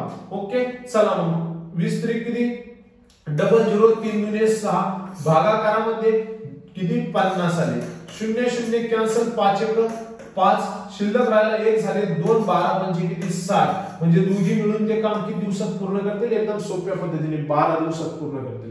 एका पुस्तकाच्या किमतीवर 10% सूट दिल्यास पुस्तकाची किंमत 18.5 रुपयाने कमी होते, तर पुस्तकाची ऍक्च्युअल किंमत किती. तर एका पुस्तकावर किती टक्के सूट दिली पहा, 10% सूट दिली, म्हणजे किती 90, 100 मधून 10 मायनस झाली, 100 मधून 10 मायनस झाले म्हणजे 90 शिल्लक राहिले, 90 शिल्लक राहिले. मग बघूया 90 बरोबर किती सांगितलंय 18.5%, 90 बरोबर 18.5%, तर 100 बरोबर क्वेश्चन मार्क तिरकस गुणाकार. तिरकस गुणाकार करूयात. आपलं सॉरी 90 नाही म्हणते ना आपल्या इथे काय म्हणते 10 म्हणते. किती 10. ओके हे 10 घेतले आपण. कोणते हे 10. किती 18 पॉइंट किती आहे 5 आहे. 10 बरोबर 18.5 तर 100 बरोबर किती. तिरकस गुणाकार करायचा आहे. 100 गुणाकारामध्ये 18.5 भागाकारामध्ये 10. आता हा पॉइंट काढून टाकला, वरचा पॉइंट काढून टाकला म्हणजे किती 100 गुणाकारामध्ये 185 भागाकारामध्ये वरचा पॉइंट काढून टाकल्यामुळे खाली आपण एक शून्य वाढवतो. ओके म्हणजे हे शून्य हे 100 गेले. 100 कॅन्सल झाले, उरले 185. उत्तर आलं 185. एकदम सोप्या पद्धतीने सांगितलं. त्यानंतरला घोड्याला गाय म्हटलं, वाघाला सिंह म्हटलं, सिंहाला हरण म्हटलं, हरणीला बैल म्हटलं, तर टांग्याला काय झोपाल. तर मला सांगा घोड्याला काय म्हटलंय. घोड्याला गाय म्हटलंय. घोड्याला काय म्हटलं गाय. आणि मग टांग्याला कोणाला घेशाल गायला घेशाल. ओके कारण टांग्याला कोण लावता तो घोडा. दीपक खाली डोके व वर पाय करून उभा आहे म्हणजे दिप्या उलटा उभा राहिलाय. खाली डोके आणि वर पाय करून उभा राहिलाय. अशा पद्धतीने दिप्या उभा राहिलाय. काय म्हणतोय अशा अवस्थेत त्याचे तोंड उत्तर दिशेस आहे म्हणजे दीपक उलट्या उभा राहिला. आता मी असा उभा आहे, ही माझी पूर्व दिशा आहे, ही माझी पूर्व दिशा आहे, ही माझी मागची पश्चिम आहे, ही दक्षिण आहे, ही उत्तर आहे. अशा पद्धतीने गृहीत धरा. ओके आता मी फिरतोय, माझं आता पाहिलं का मी फिरतोय, माझं तोंड दक्षिणेला आहे. आता सध्या माझं तोंड दक्षिणेला आहे. पण जेव्हा मी उलटा उभा राहील, जेव्हा मी काय होईल उलटा डोके वर व पाय खाली, आपलं काय डोके खाली व पाय वर करून अशा अवस्थेत उभा आहे आणि त्याचे तोंड उत्तर दिशेस असेल. आता मी इकडे उभा आहे, मी उलटा उभा राहिल्यानंतर पाय बघा माझा उजवा हात हाच आहे, डावा हात हाच आहे, ही माझी पूर्व आहे, ही माझी पश्चिम आहे. आता मी डोक्यावर उभा राहिल्यामुळे माझं तोंड उत्तरेकडे जाणार आहे, पण माझा डावा हात इकडेच राहणार, उजवा हात इकडे राहणार. तर काय सांगितलं उजवा हात कोणत्या दिशेला असेल. आता मी डोक्यावर उभा राहिल्यानंतर माझा उजवा हात कोणत्या दिशेला असेल सांगा बरं तुम्ही. मी तुम्हाला सांगितले कोणत्या दिशेला असणार पश्चिम दिशेला असणार. ओके एकदम सोपा क्वेश्चन होता. अशा पद्धतीने लक्षात ठेवा. चला काय सांगितलंय बघा 9857 अधिक 11839 11839 आणि मग मायनस केलेत. आधी बेरीज करून घेऊ. 97 झाले किती 16 हातच्याला गेला 1 9 आले. चला 8 आणि 8 16 हातच्याला गेला 1 किती 10 आणि 1 11 हातच्याला गेला 1 21696. आता काय करायचं बघा 21696 मधून ते 10800 आपले काय आधी हे मायनस करा. किती 7891 7891 मायनस करा. किती 5016 8 10 10 तून 7 गेले 3 13805 राहिले. किती राहिले 13805. आता काय करायचं बघा 13805 मधून ते पुढचे 10889 मायनस करायचे. 10889 काय करायचे मायनस. ओके चला मग आता इथून हातचा यंदा इथे 7 राहिले, इथे 9 राहिले, इथे 15 झाले. 15 तून 9 गेले 6 राहिले, 9 तून 8 गेले 1 राहिला, 7 तून 8 जात नाही, इथे राहिले 2, इथे झाले 17. 6 2 16 आणि 17 म्हणजे राहिले 9, शिल्लक राहिले 9, 0 तून 2 0 29 16. ऑप्शन नंबर 1 पहिलंच. ऑप्शन नंबर किती पहिलं आपल्या इथे काय उत्तर आहे. त्यानंतरला एका विशिष्ट सांकेतिक भाषेमध्ये डोंट प्लू टी ब्रिंग हॉट फूड असं सांगितलंय. तर काय करायला लावलंय हॉट काढायला लावलंय. बघूयात आपण. चला तर क्वेश्चन काय वाचायची गरज नाही, मी तुम्हाला मागच्या पेपर मध्ये सांगितलंय. काय करायचं बघा आता हॉट कुठे कॉमन बाजूला काढायचे. हे बघ इथे आपल्यासाठी लिहून ठेवलंय HO8 आपल्याला HOT. आता बघा हे इथे याच्यात आणि याच्यात डबल काय बघा इथं ब्रिंग आहे, इथं ब्राईट आहे, सोडून द्यायची इथं फूड आहे, इथं फूड आहे म्हणजे इथे फूड आहे, इथे डबल काय आलं बघा PUL गेलं. आता त्याच्यानंतरला बघा आता काय ओके. तर आता काय सांगितलं पुढे ब्रिंग आपल्याला काढून टाकायचे, पण ब्रिंग इथे नाहीये. आणि त्याच्यानंतर डॉग आणि टी असे दोन आपले ऑप्शन आहेत. दोन्ही ऑप्शन इथे आहे म्हणजे आपलं उत्तर निश्चित नाही. उत्तर काय नाही, निश्चित नाही, 4 नंबर. 7 लोकांचे सरासरी उत्पन्न 1200 रुपये व दुसऱ्या 3 लोकांचे सरासरी उत्पन्न 1500 रुपये असेल तर एकूण 10 लोकांचे सरासरी उत्पन्न करा. आता 7 लोकांचे सरासरी किती आहे? 7 गुणाकारामध्ये 1200. चला मग काय, डबल 0, 12चा पाडा येतोय तुला. 22 साठी किती? 22 साठी 84, 12 96, 12 108, 12 120. 22 साठी किती आले? 84. म्हणजे यांचं उत्पन्न किती? टोटल 8400. त्यानंतर 10 गुणाकारामध्ये किती? 1500. यांचं उत्पन्न किती? टोटल 10 का 5 सॉरी 5 15 5 15 2 30, 15 3 45, 15 4 60, 15 5 75. म्हणजे यांचं उत्पन्न आहे 7500. 0 0 9 7 2 14 1 15. टोटल उत्पन्न आले यांचं 15900. आता काय करायचं बघा, 15900 भागाकारामध्ये किती? 10. 0 0 कॅन्सल. एक मिनिट, कुछ तो प्रॉब्लेम होईल. काय सांगितलंय? 7 लोकांची सरासरी उत्पन्न 1200 रुपये व दुसऱ्या 3 लोकांचे सरासरी उत्पन्न 1500 रुपये असेल तर एकूण 10 लोकांचे सरासरी उत्पन्न काढायला हवे. चला बघूयात, परत ट्राय करून आपण. काय 10 लोकांचे सरासरी काढायला हवे. 7 लोकांचे सरासरी उत्पन्न किती आहे? 1200 रुपये आहे. त्याच्यानंतर पहिल्या 7 लोकांचे होते ते आपण 5 धरीत होतो. 7 लोकांचे 1200 म्हणजे 12 साठी 84 बरोबर होतं. 22 साठी किती?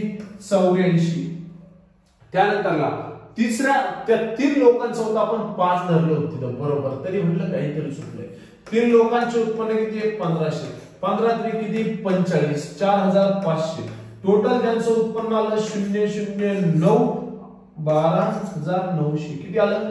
12900. आता काय करायचं बघा, 12900 किती लोकांचं उत्पन्न आहे? हे उत्पन्न आहे 10 लोकांचं बरोबर आहे. आणि ह्या 10 लोकांची आपल्याला सरासरी काढायची. आता मग काय झालंय? भागाकारात 10 0 0 गेला, 10 लोकांची सरासरी निघाली 1290. अशा पद्धतीने. त्यानंतर 5 संख्यांची सरासरी 1000 आहे. त्या सर्व संख्यांची दुप्पट केली तर नवीन संख्येची सरासरी किती होईल? आता मला सांगा, 5 संख्यांची सरासरी किती आहे? 1000 आहे. 1000 5 संख्यांची सरासरी 1000 गुणाकारामध्ये 5 केलं, उत्तर आलं 5000. म्हणजे त्या एकूण संख्या किती आहेत? 5000. आणि या 5000ला आपल्याला दुप्पट मध्ये करायचे. तुम्ही 1000 गुणाकारात 2-2000 करशाल असं करू नका. 5000ला आपल्याला दुप्पट मध्ये करायचे आणि ते उत्तर येईल किती आपलं? 10000. ओके, किती आलं? 10000. आता बघा, 10000 संख्यांची दुप्पट केली तर नवीन संख्यांची सरासरी किती येणार? आता आली ही 10000. 10000 मध्ये एकूण संख्या किती आपल्या? 5 बरोबर उत्तर आलं 2000. कधी कधी असं उत्तर येत नाही, आज योगायोग उत्तर आलं. ओके, त्यानंतर चला पुढे. 3 संख्यांची सरासरी 18 व त्यांचे गुणोत्तर 3:4 आहे. त्यापैकी सर्वात लहान संख्या कोणती? 18 यांचे प्रमाण मोजायचे किती झाले? 7 9 गुणाकारामध्ये 2. किती उत्तर आलं? 18. काय 9 1 9 9 2 18 2 2 4. एक मिनिट, कुछ तो गडबड है. 3 संख्यांची सरासरी विचारली. सॉरी, 3 संख्यांची सरासरी दिली. मग 18 1 18 18 2 8 8 1 8 16 3 किती? 24. 7 ला गेले 2 3 1 3 आणि किती? 18 3 54. 18 3 किती आले? 54. 54 आले. 54 भागाकारामध्ये किती? 9 गुणाकारामध्ये 2. 9 1 9 9 2 16 9 3 8 9 3 27 9 4 36 9 7 आपले 9 4 36 9 5 45 9 7 54. 9 7 किती आले? 54. 6 गुणाकारामध्ये किती? 2. म्हणजे उत्तर किती आलं? 12. पाढे पाठ करायचे मित्रांनो. एका वर्षापूर्वी एका खेड्यातील लोकांची संख्या 10 ने वाढ झाली. या वर्षी 20 ने वाढ झाली. तर मूळ लोकसंख्येत किती टक्क्याने वाढ झाली? पहिल्या वर्षी कितीने वाढ झाली? 10 ने. म्हणजे 110 भागाकारामध्ये 100 गुणाकारामध्ये 20 भागाकारामध्ये किती? 100. इकडे गुणाकारामध्ये किती होते?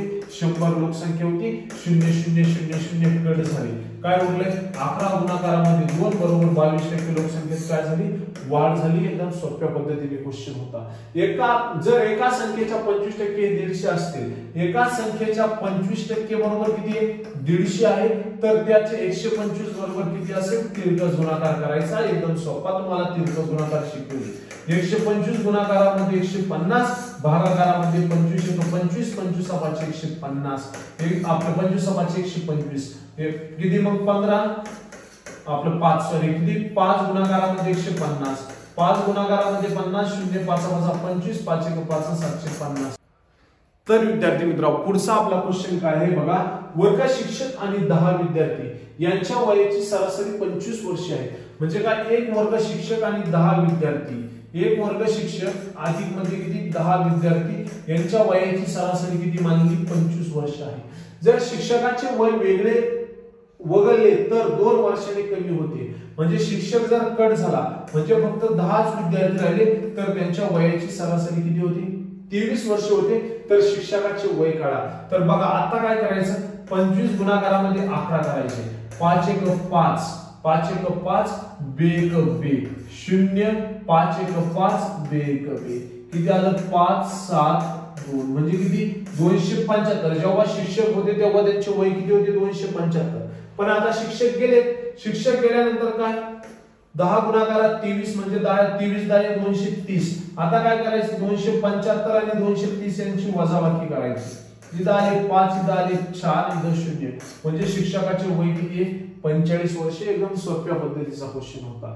250 मीटर लांबीची वेगंती घ्यायची. तर सूत्र न वापरता मी तुम्हाला एकदम सोप्या पद्धतीने सांगतो. बघा आता इथे किती मीटर लांबी तिची 250 मीटर लांबी आहे. आता 250 बरोबर काय घ्यायचं, तिचा ताशी वेग किती बघा, तिचा ताशी वेग 108. गुणाकारामध्ये कंपल्सरी गणितात रेल्वेच्या गणितात वापरलेलं सूत्र 5 भागिले किती 11. त्याच्यानंतर गुणाकारामध्ये काय घ्यायचंय, तिचा सेकंद किती ओलांडण्याचा कालावधी, आपला पूल ओलांडण्याचा कालावधी काय बघा. मग आता 18चा पाडा आपल्याला येत असला पाहिजे. 18 1 18 आणि 18 6 108. 18 6 किती झाले 108. आता काय उरलंय बघा 250 बरोबर 6 गुणाकारात 5 गुणाकारात 20, 6 5 30 आणि 30 20 किती 600. म्हणजे किती 250 बरोबर किती 600. आता मला सांगा हे 250 इकडे प्लस मध्ये, जेव्हा 250 मी इकडे कन्वर्ट करेल तेव्हा ते मायनस मध्ये जातील. म्हणजे 600 मायनस 250 बरोबर 350. एकदम सोपा क्वेश्चन होता, एकदम सोपा क्वेश्चन होता. सोप्या पद्धतीने तुम्हाला समजून सांगितलं. त्यानंतर काय सोपाच क्वेश्चन आहे, सगळ्यांना जमला असेल मी अशी अपेक्षा करतो. 99 999 अधिक 999 अधिक मध्ये 99 परत अधिक मध्ये किती 9999 9999 किती आले 9 1 9 2 18 9 3 27. शेवट 7 पुढे सगळीकडे चला 2 9 1 9 18 9 3 27 28 29 हातच्याला गेले 2 9 1 9 9 3 18 19 20 म्हणजे आला 0 9 2 किती 11 म्हणजे 11,097. ऑप्शन नंबर 2 आपल्या इथे काय आहे उत्तर आहे. एकदम सोप्या पद्धतीने. त्यानंतरला एका व्यक्तीचे वय विचारले असता तो म्हणाला, एका व्यक्तीला त्याचे वय विचारले असता तो काय म्हणतोय बघा, त्याचे वय हे 2 3 6 12 आणि 36 या संख्यांचा लसावी आहे. तर त्या व्यक्तीचे वय काढा. तर बघा लसावी काढून वय काढायचे. पहा भाऊ 2 3 6 12 आणि 36 मी सांगितलंय लसावी काढताना सर्वात प्रथम 2 नीच भाग द्या. चला मग काय बघूया 2 नी भाग देऊ. बे 1 बे 3 आहे तसेच बे 3 6 6 दुने 12 आणि 18 दुने 36. परत आपण 2 नी भाग देऊ पाहू किंवा 3 नी भाग देऊ. 3 नी सगळ्यांनाच भाग जातो इथे. चला 3 नी भाग देऊया. 3 1 3 3 1 3 3 1 3 3 दुने 6 आणि 9 किती सावित्री 18 बरोबर सावित्री 18. आता 2 नी भाग जाईल. चला 2 नी भाग देऊया.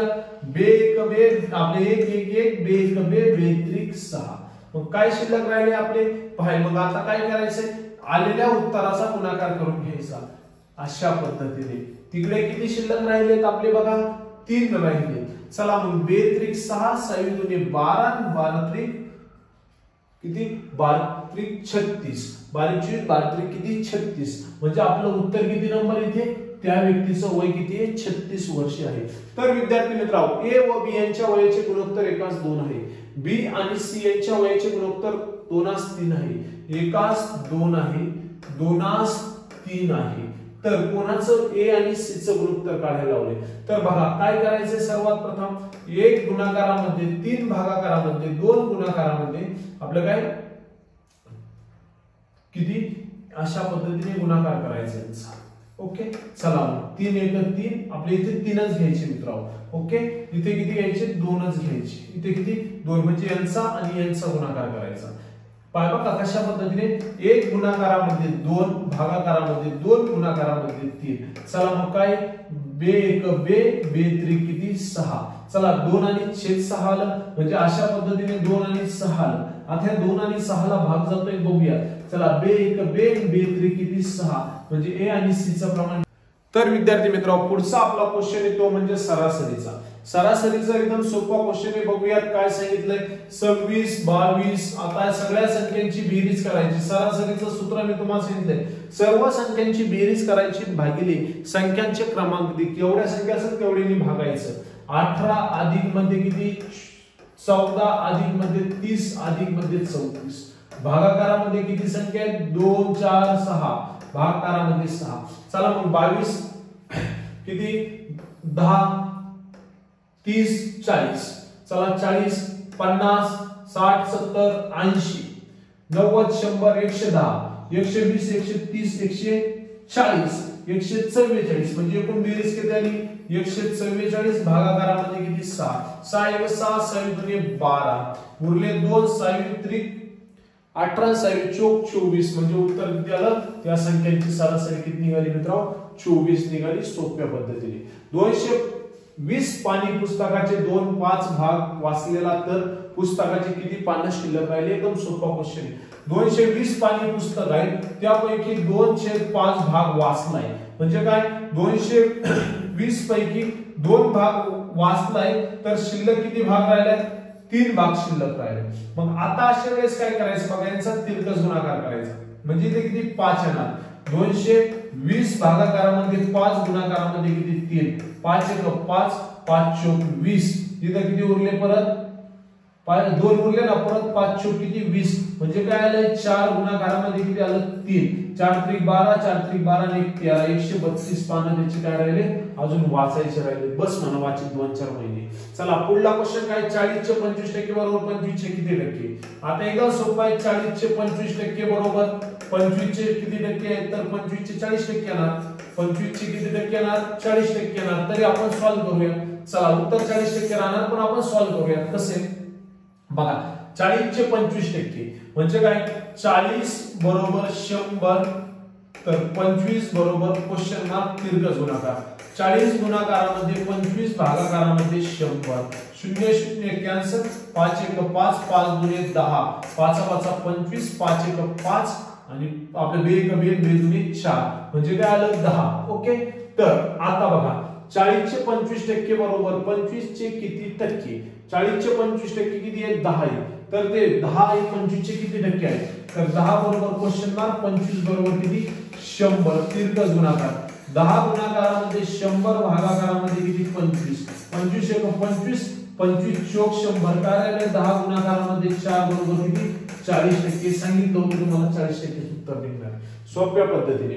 चला जर शिक्षक दिन मंगळवारी असेल 5 सप्टेंबर दरवर्षी शिक्षक दिन पाळला जातो. सप्टेंबर महिना हा 30 दिवसाचा असतो.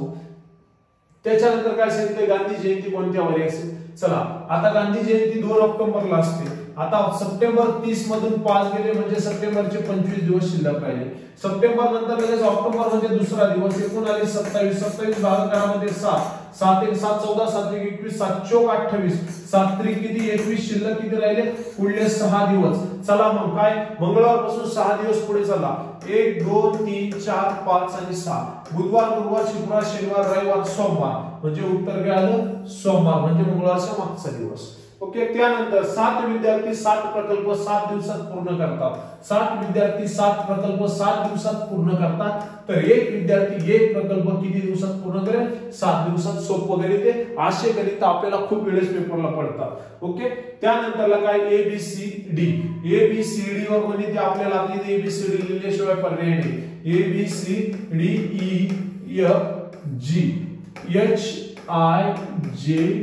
इथपर्यंतच लिहू आपण.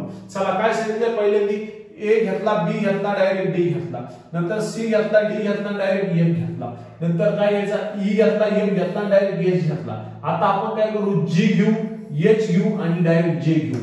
GH आणि काय जे ऑप्शन नंबर 3 आपलं काय आहे उत्तर आहे। त्यानंतरला 0 सोपा क्वेश्चन आहे याच्यातला आता 0 अधिक 1 बरोबर किती आलं 1 1 अधिक 1 बरोबर किती आलं 2 आता पाय बघा इथं 2 आलेत का आता पाय बघा सोपा क्वेश्चन हा काय लय मुलं कन्फ्युज होतात इथे 2 अधिक 1 बरोबर किती 3 3 अधिक 2 बरोबर किती 5 5 अधिक 3 बरोबर किती 8 चला 8 अधिक 5 बरोबर किती 13 8 अधिक 5 बरोबर किती 13 13 अधिक आता किती 8 बरोबर किती 21 अशा पद्धतीने एकदम सोपा क्वेश्चन आहे पण कन्फ्युज होतात मुलं काय करायचं मग चला त्याच्यानंतर 20 अधिक भागाकारामध्ये 8 पंचे 40 5 अधिक 15 किती आलं 40 उत्तर आलं 20 5 25 25 15 किती 40 एकदम सोपा क्वेश्चन होता काय उत्तर होतं 40 त्यानंतर पुढचा क्वेश्चन रामचे वय श्यामपेक्षा 9 वर्षांनी जास्त आहे दोघांच्या वयाची बेरीज 31 आहे 31 मधून 9 आधी मायनस करायचे 31 मधून 9 मायनस केले खाली राहिले 22 वर्ष 22 वर्ष शिल्लक राहिले 22 ला 2 ने भागितलं बरोबर आलं 11 वर्ष म्हणजे श्यामचे वय किती आले 11 वर्ष एकदम सोपा क्वेश्चन होता 600 मीटर अंतर 36 सेकंदात ओलांडण्यासाठी गाडीचा ताशी वेग किती असेल 600 मीटर अंतर 36 सेकंदात ओलांडण्यास गाडीचा ताशी वेग काढा म्हणजे 600 मीटर अंतर ती काय करते 36 सेकंदात ओलांडते 600 मीटर अंतर 36 सेकंदात ओलांडते तर गाडीचा ताशी वेग काढायचा म्हणजे 36 म्हणजे काय 600 मीटर साठी 36 सेकंद आहे मग चला तर 60 मिनिटासाठी किती सेकंद आहे 3600 तिरकस गुणाकार किती 3000 आपले 600 गुणाकारामध्ये 3600 भागाकारामध्ये किती 36 ओके चला 12 बार 24 बार त्रिक किती 36 36 36 36 36 असं घेतलं तरी जमल काय आलं मग 600 गुणाकारामध्ये किती 100 आता इथं गुणाकार करीत बसू नका शून्य किती ते मोजा 1 2 3 4 शून्य 1 शून्य 2 शून्य 3 शून्य 4 शून्य आणि 6 1 6 गाडीचा ताशी वेग घे 6000 मीटर गाडी एका तासाला किती सॉरी 60000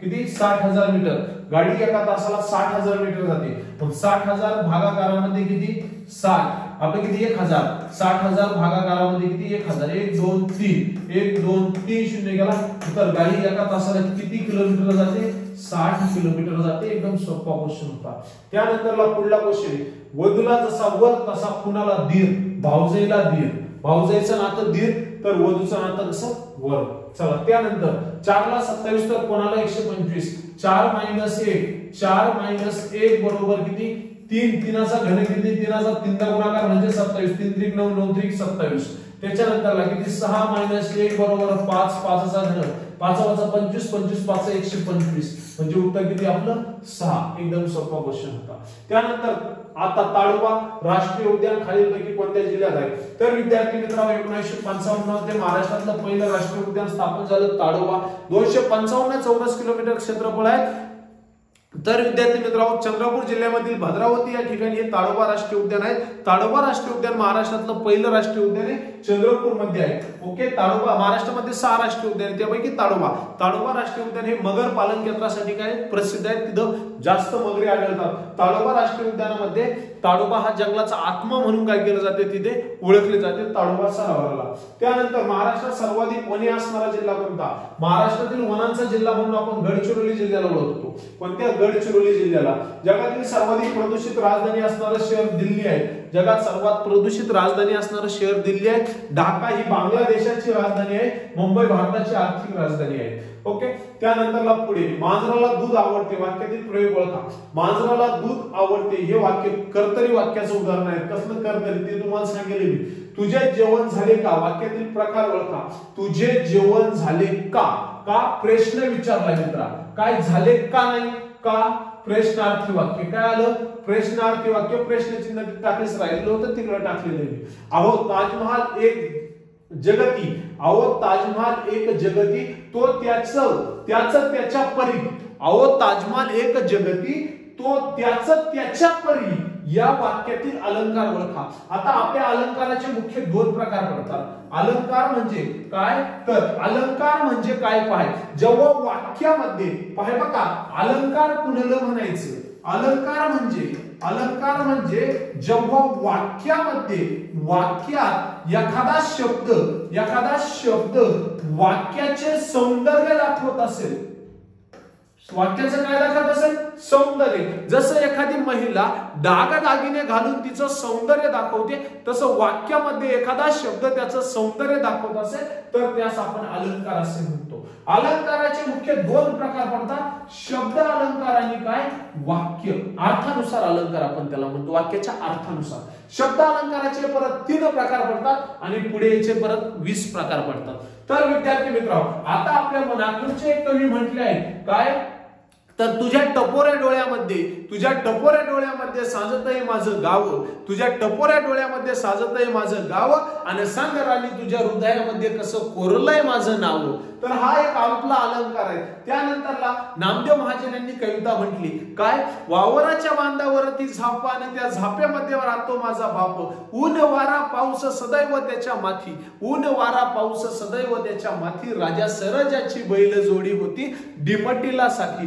हे आपले काय? आता काय? वावराच्या बांधावर शेत, झापण, त्या झाप्यामध्ये माझा बाप, हे काय? यमक जुळतात, त्याला यमक अलंकार म्हणतो. अशा पद्धतीने विद्यार्थी मित्र आपल्याला अलंकार पाठ करायचा आहे आणि याला अनन्वय अलंकार लागलेला आहे. त्यानंतर कोमल चिंच खाते, कोमल चिंच खाते, आकाश चिंच खातो. पाय बघा, आता परत प्रयोग आला. प्रयोगाचे मुख्य 3 प्रकार, कर्तरी प्रयोग, कर्मणी प्रयोग, भावी प्रयोग. कर्तरी कोणाला म्हणायचं? कर्त्यानुसार बदलत असेल. कर्मणी कोणाला म्हणायचं? कर्मानुसार बदलत असेल. आणि भावे कोणाला म्हणायचं? बदलत नाही, क्रियापद. ओके, कर्ता. आता इथं कोमल काही कर्ता आहे. ओके, आपण कोमलला बदललं म्हणजे कर्ता बदलल्यानंतर जर क्रियापद बदलत असेल तर त्याला कर्तरी म्हणायचं. चला, कोमलच्या जागी आपण घेतला सागर, सागर चिंच खातो. आता सागरला चिंच खायची सवय झाली तर तो खातो. हा, ओके, या का लिरिक्स काढत असेल तर म्हणजे सहज निपाते खात असं. अरे पोऱ्या कसा खातोय हा बघ्या? तर बघ्या पण खातोय, काय लोड घेऊ नको. सागर चिंच खाते, हा काय? कर्तरी प्रयोग आहे. काय? कर्तरी प्रयोग आहे. त्यानंतरला माधुरी गीत गात आहे. माधुरीचं गाणं गाऊन पूर्ण झालं का? नाही, माधुरी गाणं गात आहे. जसं मी आता तुम्हाला शिकवत आहे म्हणजे माझं शिकून पूर्ण झालेलं नाही, अजून एखादा तास होत नाही. ओके, तर तसंच काय? माधुरी गाणे गात आहे म्हणजे ती वर्तमान काळात गाणे गाते, पण तिचं गाणं गाऊन पूर्ण झालेलं नाही, म्हणून त्याला म्हणायचं अपूर्ण वर्तमान काळ. काय म्हणायचं? अपूर्ण वर्तमान काळ. खालीलपैकी चुकीची जोडी ओळखा. आता मी तुम्हाला मराठी वर्णमाले सांगितले, एकूण 52 वर्णांचा समावेश होतोय. पारंपरिक मध्ये 48 वर्णांचा समावेश होता. 52 पैकी 4 भाग पडले. कोणते 4 भाग? पहिला भाग काय? स्वर आहे. दुसरा भाग काय? स्वरादी आहे. तिसरा भाग काय? व्यंजन, आणि चौथा भाग काय? संयुक्त व्यंजन. आता मी तुम्हाला स्वर सांगितले 14 आहेत. इंग्रजी स्वर मिळून स्वरादी आ 2 स्वरादी आहे. व्यंजन 34 आहे. संयुक्त व्यंजन 2 आहे. आता मी 34 व्यंजन तुमचे पाठ करून घेतले. पाय वर कसे? काचाक्यात पाय, क सा ट्यात पाय. ओके, हा क गट आहे. क गटामध्ये तुम्हाला शिकवलंय क ख ग घ न. द म्हणू नको भाऊ, मोकार मारीन तुला. च छ ज झ न. त्याच्यानंतर तुम्हाला शिकवलंय ट ठ ड ढ न. त्याच्यानंतर शिकवलंय त थ द ध न. त्याच्यानंतर शिकवलंय प फ ब भ म. आणि ये रे लवकर, माया वाकात पर्या होता बोवा. हा, आमच्या शाळेत, आमच्या कॉलेज मधला नगिना लय हुशार होता बाबा. आमच्या कॉलेजचा नगिना लय हुशार होता. त्याने सायकलीच्या चैन पत्र्यावर टाकलं. सायकली होत्या बाबा आम्हाला तेव्हा कॉलेजला, ह्यासारख्या काय गाड्या नव्हत्या. सायकलीच्या चैन पत्र्यावर आमच्या वर्गातल्या पोऱ्याने नाव टाकलं. पोऱ्याने टाकलं काय बघ, या बाय त्यो काय म्हणतो, ये पाय बघा, त्यानं लय भारी टाकलं भाऊ. ये मग तिथं टाकलं बदाम बाब्या, आणि मग म्हणतो कर ये, मग मध्ये बदाम, आणि मग काय म्हणतो कर. आता त्या भाऊने टाकलं चैन पत्र्यावर असं नाव. आता आम्हाला अख्खं वर्ष झालं तरी कळालं नाही, तर मी आवर्जून त्याला 12वीच्या शेवटच्या पेपरच्या दिवशी विचारलं, करा बाबा आणलं बाब्या तो वर्ग तो ह्या सायकलीच्या चैन पत्र्यावर हे नाव टाकलंय, हे नाव अजून कोणालाच उलगडलं नाही. तर तो म्हणे तसं नाही, तर ते नाव मी असं टाकलं म्हणे, ये अरे ये लवकर, काय कर लवकर. म्हणलं अरे बाब्या तो जिच्यासाठी टाकलंय तिला ते लवकर कळलं नसेल, कायला तो पैसा वाया घातला. तर विद्यार्थी मित्रांनो तसंच काय ये रे लव हे आपले काय अर्ध स्वर आहेत. काय अर्ध स्वर आहेत. अशा पद्धतीने लक्षात ठेवा. तर चला क वर्ग काय म्हणतोय बघा. क वर्ग सांगतोय ग आणि घ माझ्या सोबत आहे. क वर्ग काय सांगतोय ग आणि घ माझ्या सोबत आहे. मी त्याला पण मान्य देतोय, ते एकदम बरोबर बोलतोय. ट वर्ग काय सांगतोय ट आणि ठ माझ्या सोबत आहे. ट वर्ग सांगतोय ट आणि ठ माझ्या सोबत आहे. मी त्याला पण मान्य देतोय, एकदम बरोबर आहे. क वर्ग सांगतो द आणि ध माझ्या सोबत आहे. क वर्ग सांगतो त्याला थोडं बाजूला ठेवतो. प वर्ग सांगतो ब आणि भ माझ्या सोबत आहे. प वर्ग काय सांगतोय ब आणि भ माझ्या सोबत आहे. मी त्यालाही मान्य देतो. पण क वर्ग परत सांगायला द ध माझ्या सोबत आहे. तर द ध क वर्गासोबत नसून त वर्गासोबत आहे, म्हणून ही चुकीची आहे. किती 3 नंबर याचं उत्तर होतं. त्यानंतरला संधी ओळखा. दिक अंबर. संधी. आता संधीचे 3 प्रकार पडतात. संधी म्हणजे जोडणे. संधी म्हणजे काय करणे जोडणे. 2 शब्दांना एकत्र जोडायचं त्याला म्हणतात संधी. आता तू कॉलेजमध्ये तोडायला 1 नंबर होता, जोडायला कधीच नव्हता. तर तू कॉलेजमध्ये तोडलं, आता तुला पोलीस भरतीमध्ये जोडायचे. काय करायचे जोडायचे 2 शब्द. आता पहिला शब्द आणि दुसरा शब्द, पहिला शब्द प्रथम शब्द आणि द्वितीय शब्द यांची काय करायची जोडणी करायची. द्वितीय शब्द यांची काय करायची जोडणी. आता बघूया दिक. बाय इथं काय दिक आहे. द ला कोणती व्हॅलेंटी दुसरी. त्या जोडायच्या आम्हाला त्याला द्यायची पहिली व्हॅलेंटी. आता त्याच्यानंतर ग. आता इथं क आहे. क चा क ख ग. क च्या गटातला ग येईल. ग वर काय येईल अंबाचा टिंबाला. आणि मग काय तयार झाला बर दिगंबर. काय तयार झाला दिगंबर. 2 नंबरचं उत्तर होते. एकदम सोपं आहे. संधीचे 3 प्रकार आहेत. पहिली स्वर संधी, व्यंजन संधी आणि विसर्ग संधी. विसर्ग संधी नुसतेच विसर्ग, नुसतेच काय विसर्ग. निरंतर निरंतर. ओके. फसवेगिरी हा तर त्याचा मूळ व्यवसाय आहे. फसवेगिरी त्याचा मूळ व्यवसाय बाबा, आपलं काही त्याच्याशी संबंध नाही. या वाक्यातील फसवेगिरी कोणत्या प्रकाराचे नाम आहे. तर फसवेगिरी हे कोणते नाम आहे. तर फसवेगिरी भाववाचक नाम आहे. ओके. त्यानंतर आपल्या तोंडावाटे निघणाऱ्या मूळ ध्वनींना आपण वर्ण असे म्हणतो. सांगितलेले ते काय सांगत बसत नाही. गटात न बसणारा वर्ण ओळखा. तर एकूण 14 स्वर आहेत. या 14 स्वरांचे वेगवेगळे प्रकार पडतात. त्यातला पहिला प्रकार आहे ऱ्हस्व स्वर. ज्या स्वरांचा उच्चार करताना एनर्जी कमी लागते त्याला ऱ्हस्व म्हणायचं. असे ऱ्हस्व स्वर आहेत अ इ उ ऋ. त्यानंतर दीर्घ स्वर. दीर्घ स्वर आहे आ ई उ लू. त्यानंतर आहे संयुक्त स्वर. 2 स्वरांपासून तयार झालेले स्वर संयुक्त. ए बे ओ औजी बाऊजी. त्यानंतर चौथा आहे इंग्रजी स्वर. इंग्रजी स्वर कोणते कोणते ए ओ. इंग्रजी स्वर कोणते ए ओ. त्याच्यानंतर काय सांगले स्वराजी नंतर खाली अशा पद्धतीने काय सांगताय अ इ उ. अरे भाऊ हा इ इकडे आला, तू हा अ घेतला, हा उ घेतला, हा इ घेतला. मग हा इ कशाला घेतला. हे तर स्वर कोणते घेतले आपले ऱ्हस्व स्वर घेतले. कोणते ऱ्हस्व स्वर घेतले. ऱ्हस्व म्हणजे कमी एनर्जी. ऱ्हस्व स्वर घेतले. दीर्घ म्हणजे जास्त एनर्जी. तो हात चुकीचा घेतला ना भाऊ त्याच्यात, म्हणून तो हात ते उत्तर आहे. चला त्यानंतर रो हा पूर्वेकडे 6 किलोमीटर गेला. भाऊ ह्याच क्वेश्चन मुळे मी आज तुमच्या समोर आहे. अशाच क्वेश्चन मुळे विद्यार्थी मित्र, नाहीतर मी पण क्लासरूमच्या पोस्टवर होतो. सोम हा पूर्वेकडे 6 किलोमीटर गेला. सोम हा कुठे गेला मित्रांनो पूर्वेकडे 6 किलोमीटर गेलाय. चला मग आता आपण दिशा टाकून घेऊ. आधी पूर्व. पूर्व ही पश्चिम. ही कोणती पश्चिम. ही कोणती आहे दक्षिण. ही कोणती आहे दक्षिण. ही कोणती मित्रांनो उत्तर. सोम पूर्वेकडे 6 किलोमीटर गेला. सोम पूर्वेकडे 6 किलोमीटर गेला. त्यानंतर उजवीकडे वळाला. आता मी पूर्वेकडे चाललोय, ही माझी पूर्व दिशा आहे. हा माझा उजवा हाती, हा माझा डावा हाती, म्हणजे मी उजवीकडे वळालोय. उजवीकडे वळून मी 8 किलोमीटर गेलो. तर मला सांगितलंय त्याच्या आरंभ बिंदूपासून अंतिम बिंदू पर्यंतची जागा शोधा. आता हा त्याचा आरंभ बिंदू, ही त्याची अंतिम बिंदू. ओके. तर हे त्याचं अंतर काढायला लागले. तर विद्यार्थी मित्रांनो हा झाला कर्ण. हा काय झाला कर्ण. ही झाली पहिली बाजू, ही झाली दुसरी बाजू.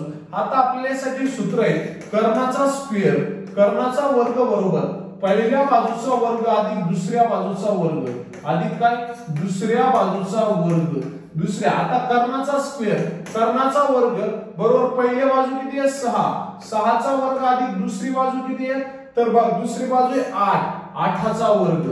आता बघ 6चा वर्ग 36 अधिक 8चा वर्ग 64, 36 आणि 64 बेरीज झाली 100, 100 ला वर्गमुळातून बाहेर काढलं 100 आले वर्गमुळात, 100 ला वर्गमुळातून बाहेर काढलं 10 10 100, उत्तर आलं 3 नंबर। एकदम सोपा होता आणि असेच क्वेश्चन आपल्याला काय करतात आयुष्याचा पार्ट हा काय असेल। जर पूर्वेला नैऋत्य म्हटलं, उत्तरेला आग्नेय म्हटलं तर वायव्येला काय म्हणणार उत्तर म्हणणार। एकदम सोपा क्वेश्चन होता, फक्त काय करायचं दिशा बदलायच्या, 2 ठिकाणी दिशा लिहून घ्यायच्या, उत्तर येऊन जाईल। एकदम सोपं आहे, काय सांगत बसत नाही। 5 मुले 5 पुलअप्स 5 मिनिटात मारतात, 5 मिनिटात मारतात तर एक मुलगा 1 पुलअप्स किती मिनिटात मारेल तर एक मुलगा 1 पुलअप्स 5 मिनिटातच मारेल, तो यासाठी 25 मिनिटात नाही मारणार। तू काढशील 25 मिनिटात, तो हा काय तू बेकार म्हणशील। हा क्वेश्चन डबल पडला आहे की 25,600 याचं उत्तर आपण बघितलं मागे एकदा।